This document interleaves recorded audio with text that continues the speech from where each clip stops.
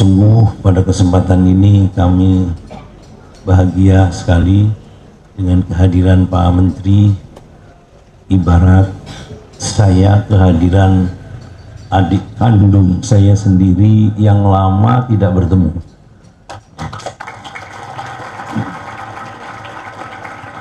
Bagaimana Rasulullah begitu bahagianya setelah sekian lama tidak bertemu dengan Sayyidina Hamzah. Saat itu beliau mengekspresikan betapa bahagianya. Itulah kebahagiaan kita pada saat ini. Pertemuan di Amanatul Ummah ini menjadi pesan kuat bagi kita semua bahwa di atas perbedaan organisasi ada semangat persaudaraan dan kolaborasi demi kemajuan pendidikan Indonesia. Assalamualaikum warahmatullahi wabarakatuh.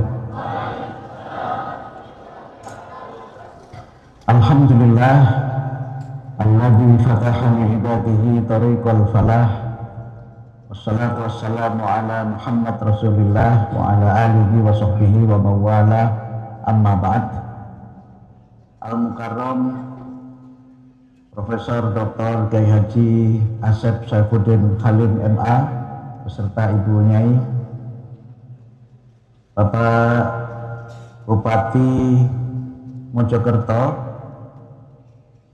Bapak Dr. Haji Muhammad Al-Barok LCM dan tanpa mengurangi rasa hormat, sangat panjang nama-nama yang disebut, seluruh hadirin dan hadirat yang dirahmati oleh Allah. Pertama, saya merasa sangat berbahagia bisa hadir di sini, bertemu langsung dengan Bapak Profesor Dr. Kiai Haji Asep Saifuddin Khalim yang beberapa kali kita ketemu di forum-forum kenegaraan, tapi biasanya hanya say hello saja, termasuk ketika kemarin bertemu dengan Bapak Presiden untuk silaturahim Bapak Presiden dengan para tokoh umat Islam dari berbagai organisasi di Istana Negara. Beliau hadir sebagai ulama dan juga tokoh yang sangat kita muliakan karena keteladanan dan juga karena ilmunya serta keberhasilannya mendidik putra-putri Indonesia yang luar biasa sukses dan bermanfaat.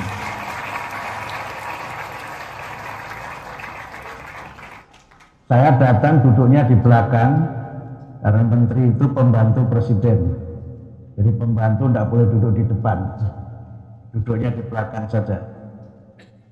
Saya tentu merasa sangat berbahagia juga bisa hadir secara langsung di pesantren Amanatul Ummah ini, yang tadi prestasinya luar biasa, dan saya baca di koran 1269 santri Amanatul Ummah diterima di perguruan tinggi di dalam dan di luar negeri. Tadi Pak Kiai menyampaikan itu satu Amanatul Ummah melebihi 20 sekolah di Mojokerto, yang Pak Bupatinya katanya harus ikhlas tadi itu. Pak Bupati matur nuwun bisa ketemu lagi. Beliau ini LC lulusan Mesir, saya LC lulusan Ciputat.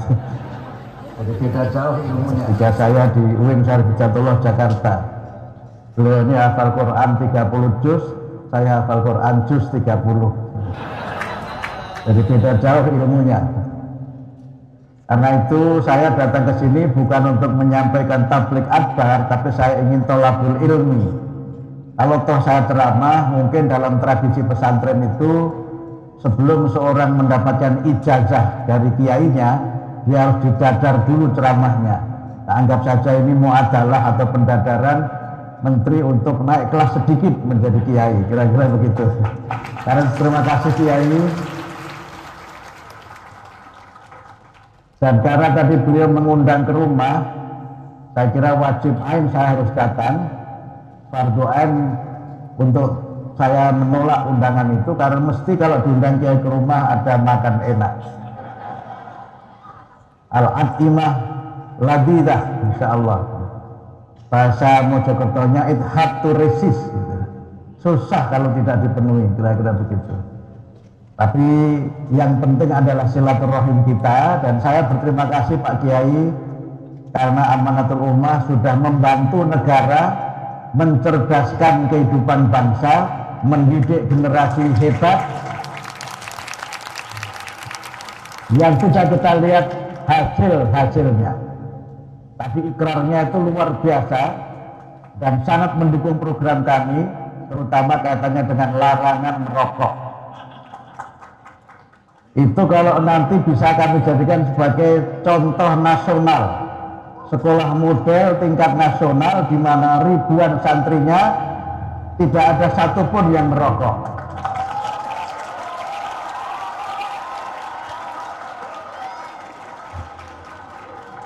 Padahal setahu saya di NU itu merokok itu hukumnya hanya makruh saja. Yang mengharamkan rokok itu Muhammadiyah. Jadi sudah seperti Muhammadiyah saja pesantren Amanatul Ummah ini. Kalau saya sering guyon dengan Gus Ipul, Pak Yai, Gus Ipul ini dengan saya bersamaan, dulu beliau ketua umum GP Ansor, saya ketua umum PP Pemuda Muhammadiyah. Beliau menjadi menteri sosial, saya menjadi menteri pendidikan dasar dan menengah. Beliau menjadi sekjen PBNU, saya menjadi sekum PP Muhammadiyah. Jadi kami sering guyon gitu, karena dulu waktu masih bareng-bareng kalau ada pengajar di Ansor itu yang suruh mimpin tahlil saya. Karena saya insya Allah masih hafal versi-versi tahlil. Tahlil versi Kudus, tahlil versi Banyuwangi, versi Solo saya hafal. Kulluhum saya hafal semuanya, insya Allah tahlilnya juga tidak keliru. Tapi menunjukkan bagaimana kami para pemimpin muslim di negeri ini, terutama Baina Muhammadiyah wa Nahdlatul Ulama itu memiliki kedekatan personal proximity, sehingga banyak urusan negara bisa diselesaikan kalau dua organisasi ini memiliki pandangan yang sama, memiliki visi yang sama. Saya sering menyebut NU dan Muhammadiyah itu seperti dua sayap burung Garuda. Kalau satu sayap Garuda itu patah, maka Garuda tidak bisa terbang. Dan agar Garuda terbang tinggi, maka dua sayap Garuda itu harus mengepak seiring seirama untuk tinggi dan hebatnya Garuda yang menjadi milik kita bersama. Tetapi sayap kanan jangan ditukar sayap kiri. Biarlah yang kanan tetap di kanan, yang di kiri tetap di kiri. Artinya apa? Biarlah NU memiliki cirinya sebagai lembaga dan jamiah NU, Muhammadiyah juga memiliki cirinya sebagai organisasi dan persyarikatan Muhammadiyah. Tapi bainahuma, di antara keduanya, tadi kita membacakan Ali Imran 103, saya menunggu yang ke 104 tadi. Karena 103 itu ayat NU, 104 ayat Muhammadiyah. Saya akan menyampaikan sedikit hal saja tentang bagaimana kita membangun generasi yang bermutu, generasi yang berkualitas. Kalau kita membaca kisah tentang diturunkannya surat Ali Imran ayat 191, kita membaca keterangan bahwa suatu ketika Rasulullah itu bangun subuhnya itu agak telat, tapi bukan kesiangan.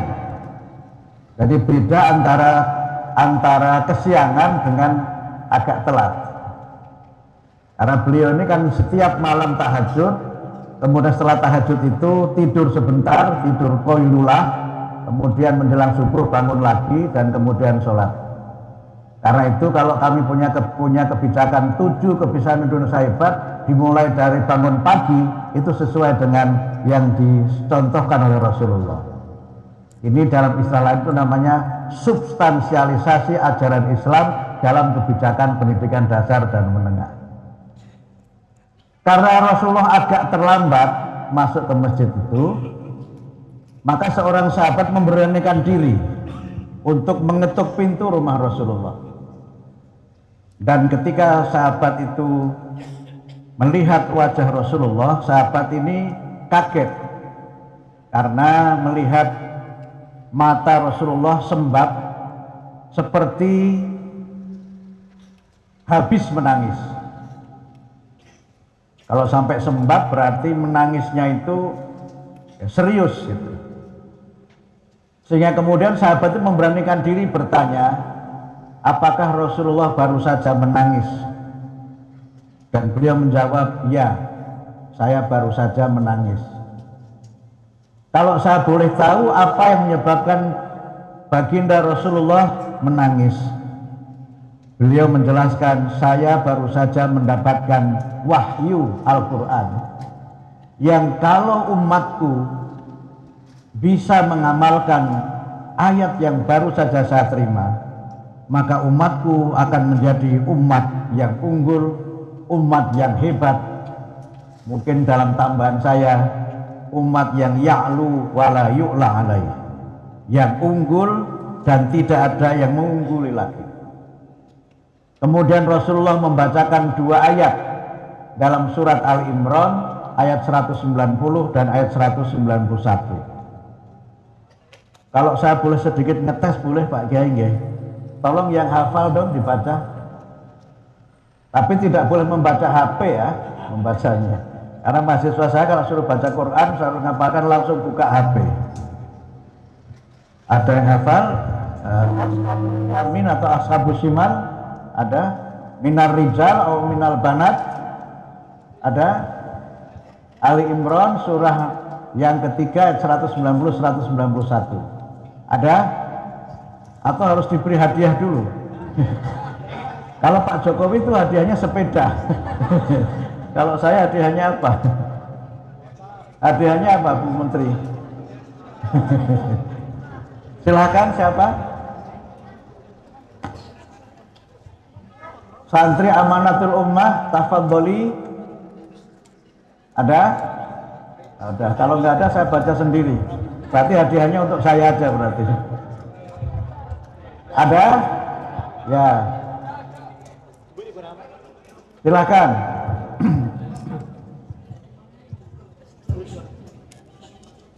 Ya. Tolong Mas Tony disiapkan hadiahnya ya, uang tunai ya, uang tunai. Insya Allah uang tunainya bisa untuk membeli sepeda. Silakan, Ali Imran 190-191. Ayo. A'udzu billahi minasyaitonir rajim. Bismillahirrahmanirrahim. Inna fi khalqis samawati wal ardi wa ikhtilafil laili wan nahar alladzina yadhkuruna Allaha qiyaman wa qu'udan wa ala junubihim wa yatafakkaru fi khalqis samawati wal ardi wa ikhtilafil laili wan nahar. Balik lagi. Terus. Alladzina yadhkuruna Allaha qiyaman, terus sambung. Oke. Sudah, oke. Tetap saja dikasih hadiahnya. Oke. Silakan duduk. Jadi itu dimulai dengan inna fi khalqis samawati wal ardi wa ikhtilafil laili wan nahar la ayatil liulil albab. Alladzina yadhkurunallaha qiyaman wa qu'udan wa 'ala junubihim wa yatafakkaruna fi khalqis samawati wal ardh. Rabbana ma khalaqta hadza batila subhanaka faqina adzabannar. Itulah ayat yang diterima Rasulullah dan langsung dibacakan kepada sahabat yang mendatangi Rasulullah ketika itu. Ayat ini pada tahun 90-an itu populer karena dijadikan sebagai ayat ijmi. Jadi ijmi itu dibentuk, salah satu inspirasinya adalah dari Ali Imran 190-191. Ayat itu dimulai dengan intaukidiyah yang menegaskan bagaimana Allah itu Tuhan yang menciptakan langit dan bumi, menciptakan siang dan malam, yang itu semua merupakan ayat, itu bentuknya jamak ayat, begitu bentuknya jamak. Bagi siapa? Bagi ulul albab. Nah, siapa ulul albab itu? Ada isim mausul nyambung di situ. Alladzina yadhkurunallaha qiyaman. Waktu saya masih ngaji di pondok itu, wong-wong kang tansah eling kalayan Gusti Allah, kiaman hale ngadeg, wa qu'udan hale lungguh, wa ala junubin hale karo turon, wa yatafakkaruna fi khalqis samawati wal ard, dan dia senantiasa berpikir, memikirkan apa-apa yang diciptakan oleh Allah di langit dan di bumi. Setelah itu kemudian dia sampai pada sebuah kesadaran, Rabbana ma khalaqta hadza batila. Ya Allah, ya Tuhan kami, tidak ada satupun yang kamu ciptakan di muka bumi ini yang sia-sia. Subhanak, maha suci Engkau, wahai Tuhan yang menciptakan langit, bumi dan segala isinya. Fakina adzabannar, maka jauhkanlah kami dari siksa neraka. Kalau ini kita kaitkan dengan pendidikan yang bermutu, yang kita berharap melahirkan generasi yang bermutu, atau dalam kebijakan kami 8 profil pelajar sesuai dengan deep learning, pembelajaran mendalam. Mudah-mudahan sudah diterapkan juga Pak Kiai nggih di Amanatul Ummah. Maka kita mendapatkan penjelasan kenapa dimulai dari intaukidiyah yang menunjukkan penciptaan langit dan bumi. Di situ ada 2 pesan penting yang dibawa oleh Al-Quran dan mengajak kita semua untuk mengambil makna dari situ. Yang pertama adalah pesan teologis. Pesan teologis bahwa Allah lah Tuhan Sang Pencipta.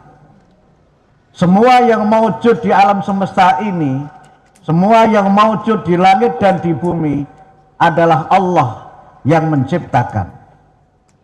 Dan menariknya, saya agak sedikit menggunakan pendekatan bahasa. Allah menggunakan lafaz khalaqa, bukan ja'ala. Karena ketika Quran berbicara mengenai penciptaan, creation, ada 3 lafaz yang ditemukan, disebutkan di dalam Al-Quran itu. Yang pertama adalah khalaqa, yang kedua ja'ala, yang ketiga fatoro. Tapi saya tidak ingin membahas ini panjang lebar karena nanti betul-betul pengajian. Tapi singkatnya, khalaqa itu to create something that is really new. Itu bahasa Amanatul Ummahnya begitu. Menciptakan sesuatu yang sama sekali baru, yang tidak ada contoh sebelumnya. Jadi to create, bukan to innovate. Kalau inovasi itu ada contohnya. Kalau kreativitas tidak ada contohnya. It's genuine creation. Penciptaan yang tidak ada contohnya, dan itu hanya mungkin dilakukan oleh zat yang maha kreatif. Sehingga Allah menyebut itu dengan khalaqa, karena penciptaan langit dan bumi tidak ada contohnya, dan hanya Allah yang maha kreatif itu yang bisa melakukannya. Kemudian diperkuat dengan wakhtilafil laili wan nahar, pergeseran malam dengan siang. Kenapa Quran selalu menyebutkan malam dengan siang, tidak siang dengan malam? Kalau kita kan siang malam, sampai ada rumah makan siang malam pagi sore gitu. Kenapa malam baru siang? Ini sesuai dengan tradisi di Arab, di mana hari itu dihitung dari malam, bukan dari siang. Kalender Arab itu kan dihitung dari ketika bulan terbenam. Sementara kalau Masehi dihitung ketika matahari muncul. Itulah kenapa kemudian waqtilafil laili wan nahar, selain mungkin ini Syekh Minal Azhar, orang-orang Arab itu manusia malam. Jadi kalau malam orang-orang Arab itu begadang, gelar karpet, kemudian minum teh, syai, tehnya teh panas. Bahasa Arabnya teh panas apa? Apa bahasa Arabnya teh panas? Apa? Ada yang bilang teh jahanam gitu, panas. Tapi ini santri nggak bisa ngaji, dia bilang teh panas bahasa Arabnya apa? Wah, tehnya katanya teh jahanam itu. Sama dengan pernah ada yang ini ada cerita nyata ini Pak. Waktu saya lagi kursus bahasa Arab di IAIN Semarang itu tutornya Minal Azhar. Nah, dia tanya kepada dosen-dosen yang ikut kursus bahasa Arab itu, orang Arab kan biasa tanya anaknya berapa, tapi jarang nanya istrinya berapa, jarang. Anaknya berapa, istri salam. Kemudian ditanya salah seorang dosen itu, kam walad indak gitu, anakmu berapa? Karena dia baru kursus bahasa Arab, dijawabnya dengan lam yalid. Bener ya? Kan bener kan? Iya. Cuma kan harusnya dijawabnya kan ma inti walad, saya belum punya anak. Tapi karena rajin ngaji, jadi bisa untuk jawab itu. Anakmu piro, lam yalid gitu.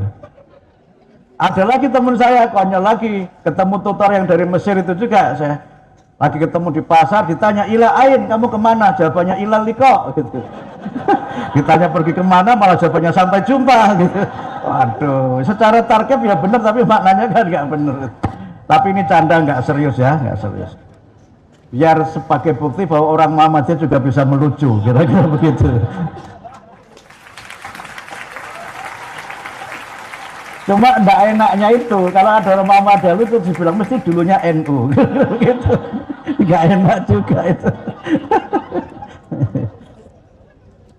Waqtilafil laili wan nahar la ayatil liulil albab, benar-benar terdapat tanda. Sudah ada in, di sini ditambah dengan lamnya itu lam takkid.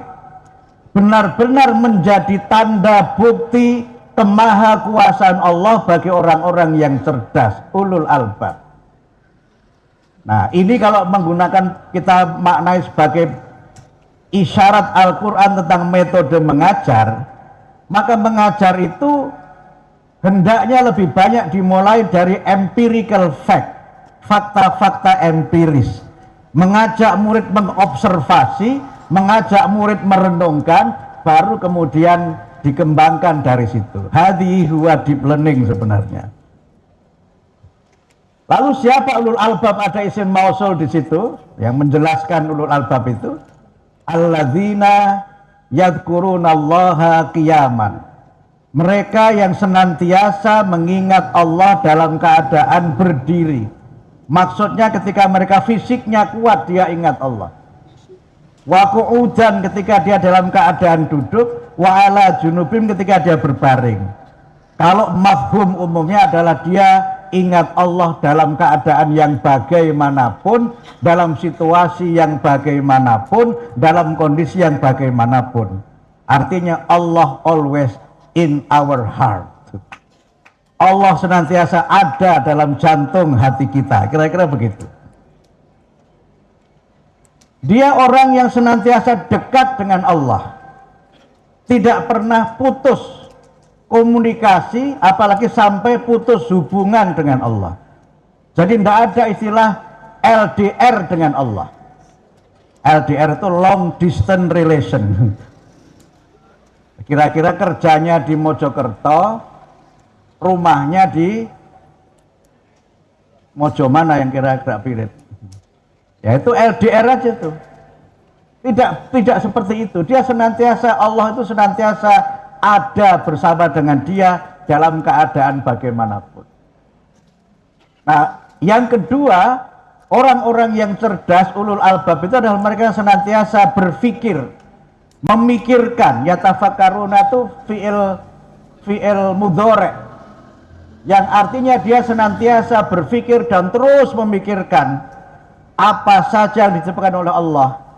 Dan setelah dia berzikir dan berpikir itu, dia sampai pada sebuah kesadaran transendental. Ya Allah, tidak ada satupun yang maujud di alam semesta ini yang engkau ciptakan sia-sia. Semua bisa menjadi objek studi, semua bisa menjadi pelajaran, semua bisa menjadi ibrah. Sehingga di dalam surat Al-Baqarah disebutkan innallaha la yastahi ayyadriba mathalam ma ba'udatan fama fawqaha. Allah tidak malu membuat perumpamaan kepada makhluk yang bernama ba'udah. Kalau nanti dibuka di dalam tafsir, ba'udah itu artinya binatang yang kita melihatnya saja jijik, gak suka. Tapi Allah memerintahkan kita untuk melihat itu, bahkan yang lebih rendah dari itu. Kamu pelajari itu, kamu teliti itu, kamu kaji itu, dan itu akan menjadi ilmu.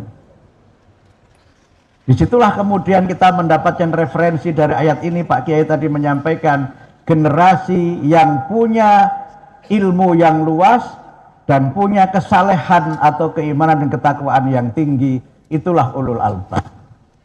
Tapi menariknya, Quran menggunakan lafadz albab yang merupakan bentuk jamak dari lub. Lub itu kalau saya baca dalam bukunya Abdurrahman Saleh Abdullah itu diterjemahkan dengan the essence of something. Esensi dari sesuatu itu adalah lub. Di dalam Quran itu lub sering diterjemahkan dengan hati. Yang Quran menggunakan 4 lafadz untuk menyebut hati manusia itu.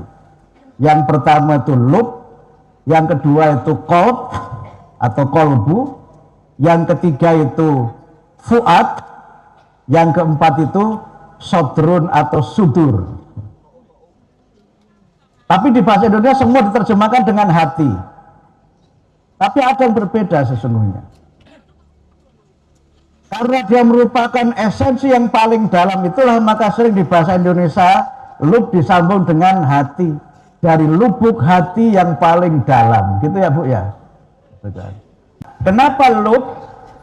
Karena ternyata Quran juga menggunakan kolb. Kalau kolbun itu Quran kebanyakan menggunakannya dengan hati manusia yang sering pindah-pindah. Ingkolaba itu kan pindah-pindah, ngalah-ngaleh. Karena itu orang seringkali bisa pindah ke lain hati. Kemudian fuad. Nah, kalau fuad itulah hubungannya dengan tadi memori yang sangat dalam. Sehingga ketika kemudian kita baca Quran itu, orang-orang kafir itu menyoal kenapa Quran itu tidak diturunkan secara sekaligus saja, tidak jumlatan wahidah, makbrek 30 juz gitu. Disebutkan kadzalika linutsabbita bihi fuadak. Yang demikian itu agar Quran itu subut, tertanam kokoh, tidak berubah-ubah, tidak pindah-pindah di dalam hati kamu, dan agar dia subut, agar Quran itu tidak kemudian kamu mudah melupakannya. Jawabannya ada pada kelanjutannya, warattalnahu tartila, dan kamu baca Quran itu dengan pelan-pelan, dengan tartil, dengan penuh penghayatan. Dan inilah yang kemudian menjadi landasan mengapa pendidikan itu tidak hanya berkaitan dengan otak manusia, tapi harus berkaitan dengan hati manusia. Dan ketika ilmu itu sudah di dalam hati, maka ilmu itu tidak kemana-mana. Dulu waktu saya di pondok belajar itu ada mahfudot al ilmu fis sudur wala fis sutur. Ilmu itu ada di dalam hati, bukan di dalam tulisan. Ada sekarang orang yang bilang, udahlah memori kita bisa dibantu oleh AI, kecerdasan artificial. Bisa itu. Orang menyebut Kemampuan AI mengingat itu sekian puluh kali kemampuan otak manusia mengingat. Sehingga banyak manusia bergantung pada kecerdasan artifisial. Tapi kecerdasan artifisial itu hanya bisa bekerja kalau ada listrik. Kalau nggak ada listrik, mau buka apa? Membuka HP? Nggak ada. Membuka laptop? Nggak ada kalau nggak ada listriknya. Kalau baterainya off, semuanya off. Atau malah tergantung sinyal. Listriknya ada, sinyalnya tidak ada. Nah, soal ini Pak Yai dulu ada Pak Hasyim Muzadi, Pak Kiai Allah Yarham, beliau adalah seorang teman yang sangat dekat dengan saya, itu suka cerita. Itu ada seorang santri, tapi santri zaman dulu ya, cerita Pak Hasyim itu. Itu santrinya itu punya HP, kemudian ketika ditelepon nggak bisa. Kenapa HP kamu nggak bisa? Nggak ada sinyalnya Pak Kiai. Lah waktu kamu beli apa nggak sama sinyalnya sekalian? Tapi itu guyonnya Pak Hasyim Muzadi ya. Beliau itu sangat dekat dengan saya. Walaupun saya Muhammadiyah, tapi beliau sangat dekat dengan saya. Saya banyak berguru kepada beliau. Tapi poinnya bukan soal itu. Poinnya adalah teknologi penting harus kita kuasai. Tapi teknologi tidak boleh menjadi juragan kita. Kita tetap harus a'la, harus above teknologi. Harus kita kuasai teknologi, tapi tidak boleh kita itu diperbudak dan bergantung pada teknologi. Karena itu maka dalam rangka kita membangun generasi yang kuat, generasi yang hebat itu, kita ingin membangun generasi yang saya sering menyebut dengan punya 3L itu. Yang pertama adalah generasi yang knowledgeable. Generasi yang serba tahu, bukan generasi yang serba tidak tahu. Generasi yang dalam bahasa Al-Quran itu menjadi ulul ilm. Orang yang punya ilmu yang luas atau rasikhuna fil ilm, punya ilmu yang mendalam. Karena dia serba tahu, orang yang alim. Agar dia menjadi generasi yang serba tahu, maka dia memang harus menjadi generasi yang banyak membaca, banyak menulis, banyak belajar. Dan tidak boleh lelah, tidak boleh letih ketika belajar. Kalau kita baca Ta'limul Muta'allim itu kan bijidin wajtihadin, sungguh-sungguh, serius gitu, dan waktu lah zaman harus sepanjang masa. Tadi Pak Kiai menyampaikan harus sepanjang masa, menjadi pembelajar sepanjang hayat. Supaya kita jadi generasi yang serba tahu. Dan karena kita menjadi generasi serba tahu, banyak membaca, banyak bertanya, banyak belajar kepada siapapun. Bahkan bertanya kepada rumput yang bergoyang, kata Abid Ghade. Yang kedua, generasi yang capable, yang serba bisa. Generasi yang skillful, terampil menguasai semua hal. Teknologi dia kuasai, berbagai keterampilan dia kuasai. Dan itu dipesankan oleh, kalau tidak salah, Ali bin Abi Thalib yang berpesan. Alimu auladakum as-sibahah war-rimayah. Ajari anakmu berenang dan memanah. Ini sering sebagian kalangan dimaknai pelajarannya berenang dan memanah, sehingga sekarang banyak sekolah yang pelajaran ekstrakurikulernya itu berenang dan memanah. Padahal maksudnya menurut saya, karena ada riwayat-riwayat yang bisa kita baca itu, ajari anakmu life skill, kecakapan-kecakapan hidup. Dan itulah yang saya sebut dengan generasi yang skillful atau generasi yang capable.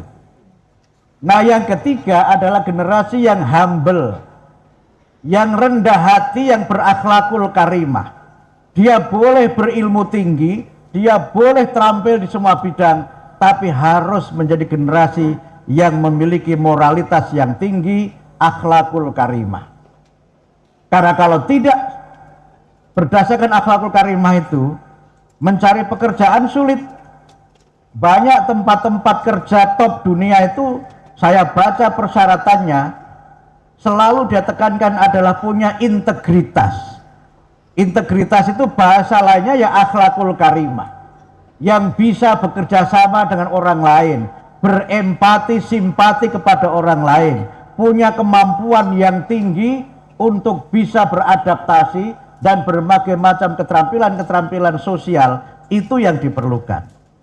Karena itulah maka dalam rangka kita membangun generasi yang berkualitas, kita kemudian di kementerian berusaha untuk melaksanakan kebijakan pendidikan bermutu untuk semua. Karena kalau pendidikannya bermutu, gurunya hebat seperti disampaikan oleh Pak Kiai tadi, insya Allah murid-muridnya juga akan menjadi murid-murid yang hebat. Dan kalau murid-muridnya hebat, insya Allah Indonesia seperti yang dicatatkan Pak Presiden Prabowo akan menjadi Indonesia yang hebat, Indonesia yang maju dan bermartabat. Saya kira saya harus berhenti sampai di sini karena saya tadi berjanji tidak akan memberikan pengajian, hanya sekedar introduksi saja. Hadhihi muqaddimah atau sekedar ta'aruf bahwa saya pernah hadir di Amanatul Ummah, memenuhi rindu saya pada senior saya Profesor Dr. Kiai Haji Asep Saifuddin. Mudah-mudahan beliau senantiasa sehat, diberikan kekuatan oleh Allah untuk tidak hanya mendidik santri-santri di Amanatul Ummah, tapi mendidik seluruh generasi bangsa Indonesia, karena beliau adalah tokoh nasional, tokoh yang memiliki reputasi dan prestasi dalam pendidikan. Saya kira demikian. Mohon maaf atas segala kekurangan. Saya tutup gabungan Muhammadiyah dan NU. NU-nya wallahul muwaffiq ila aqwamit thoriq, Muhammadiyahnya nasrum minallah wa fathun qarib wa basyiril mu'minin. Assalamualaikum warahmatullahi wabarakatuh. Ketika para pemimpinnya saling menyapa dengan cinta dan kerendahan hati, maka sekat-sekat perbedaan pun luruh. Inilah teladan nyata bagi kita semua, bahwa sinergi antara NU dan Muhammadiyah adalah fondasi kokoh yang akan menjaga marwah pendidikan dan persatuan bangsa Indonesia. Beliau tokoh Muhammadiyah, saya tokoh Nahdlatul Ulama. Bagi saya memang Muhammadiyah dengan NU itu harus lebih dekat jaraknya, jangan diperjauh, harus didekatkan. Kalau kita dari NU sebetulnya berkomunikasi dengan siapapun itu menjadi prinsipnya. Mudaro itu moderasi, tapi bukan begitu. Mudaro itu mau bergaul dengan siapapun, itu namanya mudaro.